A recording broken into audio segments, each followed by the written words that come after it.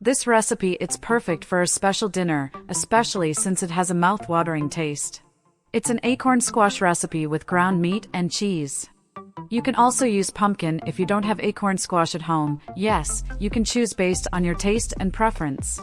I personally like making it with ground meat, but you can make it the same way and substitute with shredded chicken or even soy meat if you're vegetarian. This is a dish you should definitely try at home, and I'll walk you through it step by step. So make sure to subscribe, share this video, and don't forget to like it, as we'll soon be bringing even more valuable content and special, healthy recipes. So let's get started. Here, I have about half or 1 kilogram of acorn squash. And I also have about 468 grams of ground meat. As I mentioned, you can substitute it with chicken breast or soy meat based on your taste and preference. First, I'll start with the acorn squash and remove the seeds with a spoon. It's pretty straightforward.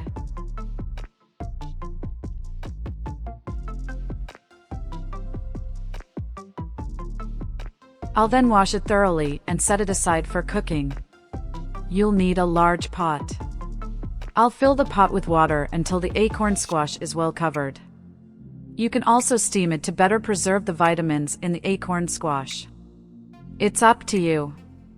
I'm doing it this way to cook it faster for this video tutorial. I'm going to set aside some garlic now. I'll use about 3 garlic cloves and keep them for cooking later.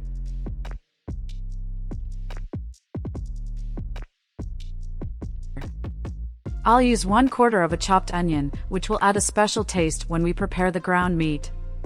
It's delicious, you have to try it. I'm sure you'll love this nutritious recipe. I also have some red bell pepper. I'll add a bit for some added flavor.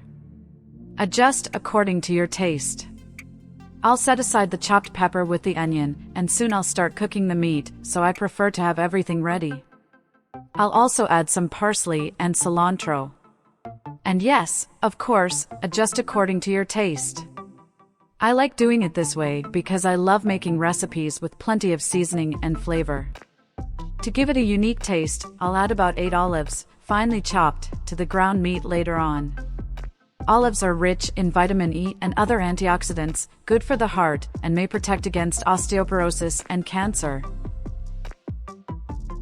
As you can see, I have the acorn squash in my pot.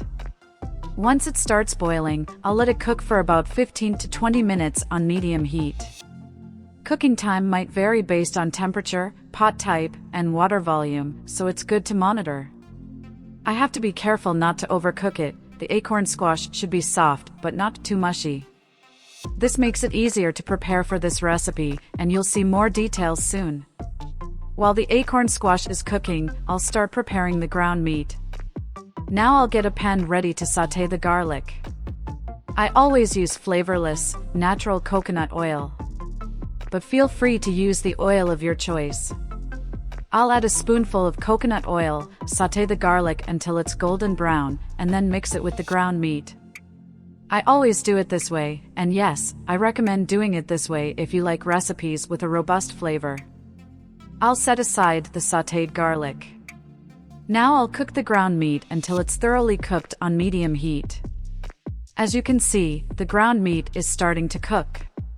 So, I'll add the onion and red bell pepper, mix well, and keep the flame at medium. I don't keep it too high to avoid burning. Now, I'll add the sautéed garlic.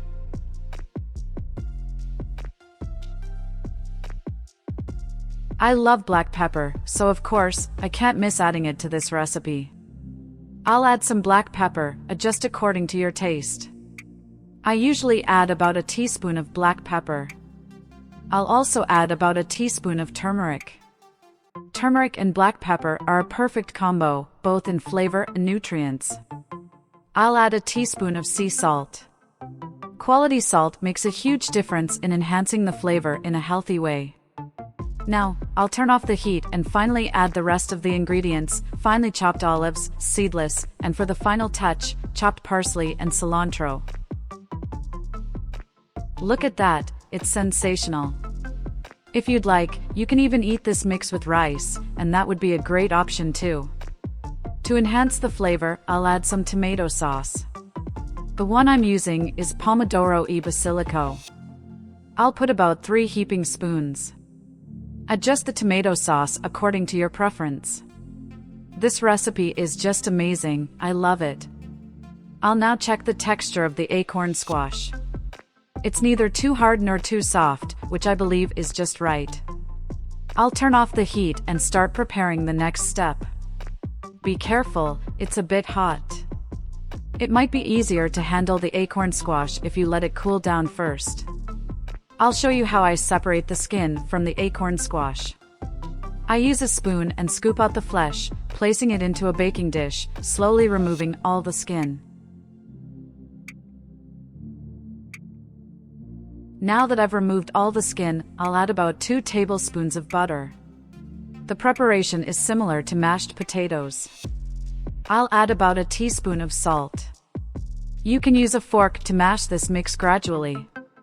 I have 100 milliliters of milk to make the mix smoother, giving it a texture that's easier to work with.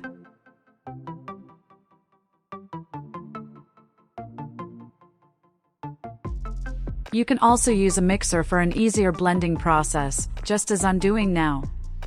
Once the acorn squash is well mixed, I'll begin the final steps for the recipe. In a baking dish, I'll layer about half of the acorn squash, spreading it evenly. Next, I'll layer the ground meat, spreading it out nicely. It's straightforward and it's mouth-watering. Just look at how amazing this recipe is. After layering the meat, I'll spread the remaining acorn squash over it. I have some tomato sauce, and I'll put about 3 tablespoons for that extra flavor. Finally, I'll top it off with mozzarella cheese. You can choose any cheese you prefer. Parmesan cheese is also a great option. The cheese will melt, so I'll bake it at 180 degrees Celsius or 356 degrees Fahrenheit for about 6 minutes.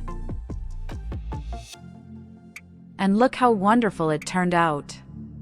This recipe was outstanding, I loved the result.